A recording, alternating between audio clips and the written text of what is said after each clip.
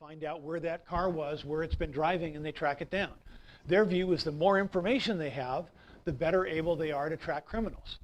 In England, they put up, what, 200,000 cameras, all intersections, everywhere there's cameras. Everywhere you walk on the streets of London, there's cameras. Why do they do that? Well, it turns out when you put cameras in an area, crime decreases. Criminals, when they know there's a camera there, they tend to commit less crime. So the government says the more cameras, the less crime. So what do you want, cameras or crime? Yeah.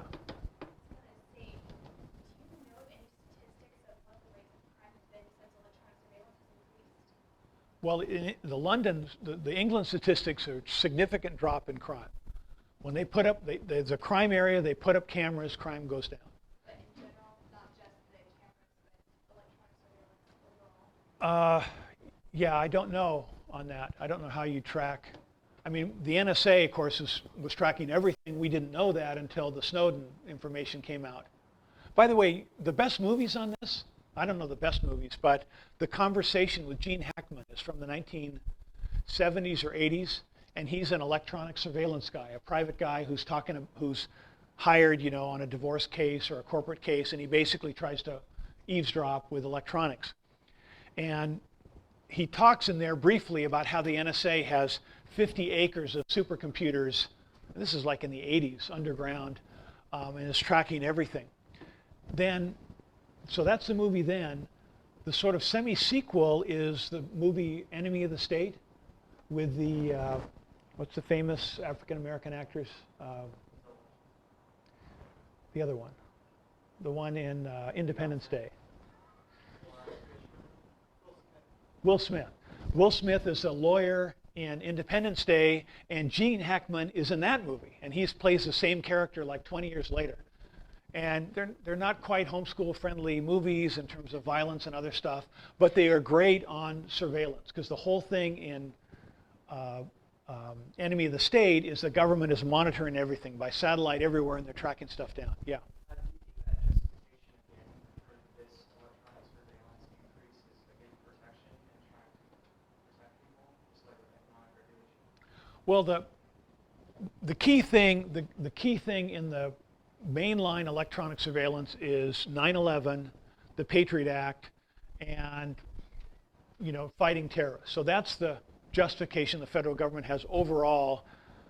What I'm emphasizing here is there's other kinds of electronic surveillance for other agencies. Do you think that we're also almost trying to proactively stop crime, as in collect information to stop crime before it actually takes place, to identify the suspects? Yeah. There's another movie on that, right? Minority Report is the, you know, pre-crime division and so forth. And actually they can do brain scans, they can do a lot of stuff that's sort of scary that way.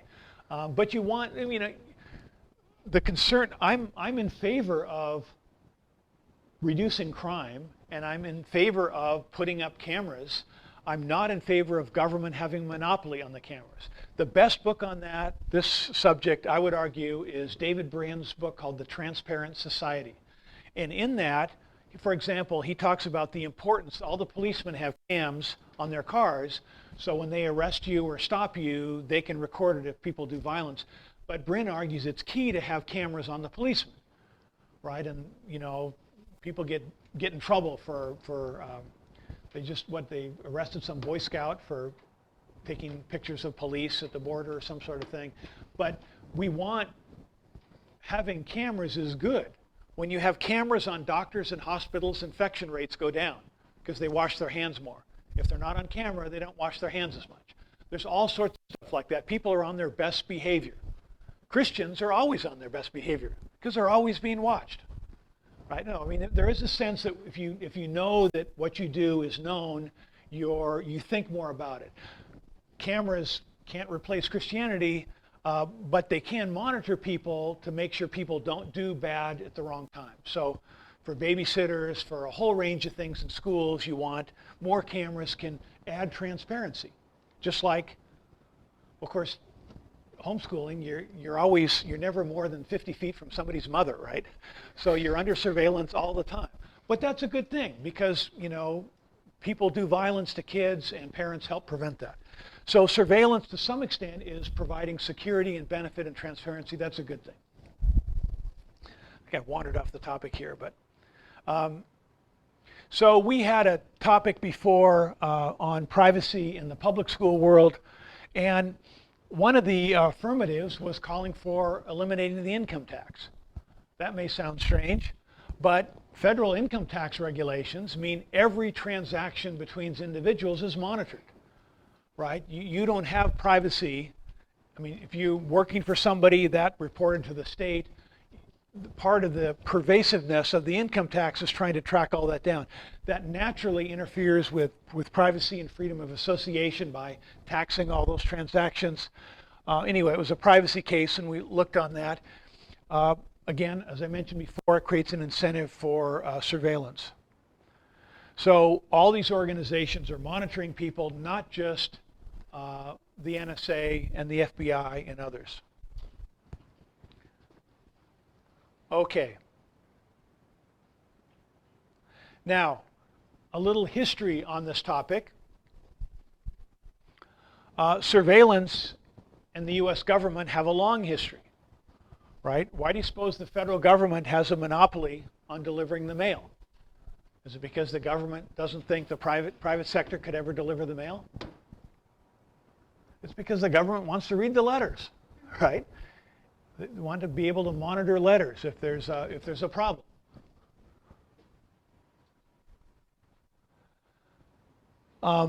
We didn't have, of course, that wasn't electronic surveillance, right? Because they were just looking at it. But as soon as they started the telegraph, as soon as the telegraph was invented, we get the first government federal electronic surveillance. The government starts tapping the telegraph to try and overhear what messages are being sent from here to there. In the 18th century, of course, in the time of letters, the founding fathers, people wrote in code.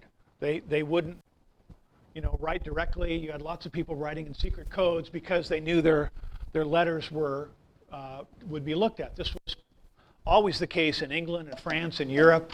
So one of the reasons why the founders wrote in the Bill of Rights the right of people to be secure in their homes, their persons, their papers, is because of the experience in Europe, knowing that government pervasively invaded people's privacy, always looking for evidence of a plot against the government or somebody who was aligned with a foreign power.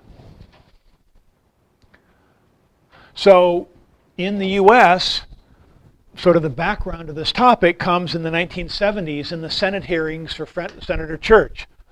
Frank Church, this was after the Watergate times, looked at FBI domestic spying and found out the FBI had 500,000 people in its files as potential subversives, including John Lennon, people in the John Birch Society, a whole range of people were being monitored by the FBI as potential security threats. And so the Church hearings first set out restrictions on government power.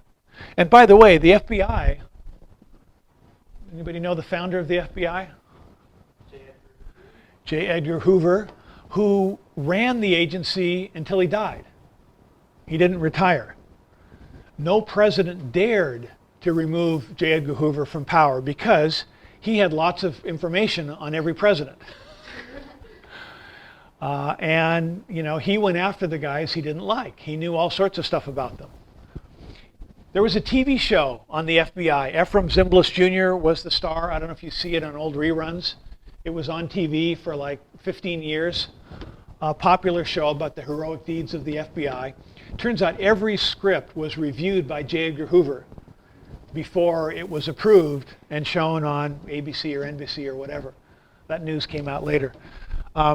So again, we have this long history of electronic surveillance, and what is the government after? It's against protesters. Before we had Islamic terrorists, we had domestic terrorists, right? We had Patty Hearst, the granddaughter or the daughter of William Randolph Hearst, granddaughter, I think, and she joined the Symbionese Liberation Army. She was kidnapped, brainwashed, and then there were scenes of her robbing banks. She wanted a socialist system of some kind. There was a Red Brigade in Germany that was Marxist and blowing people up.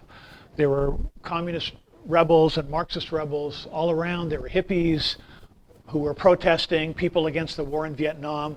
All these people were considered a threat to the state, and the FBI responded by electronically monitoring their phone calls and tapping their information, all sorts of other stuff to try and gather information.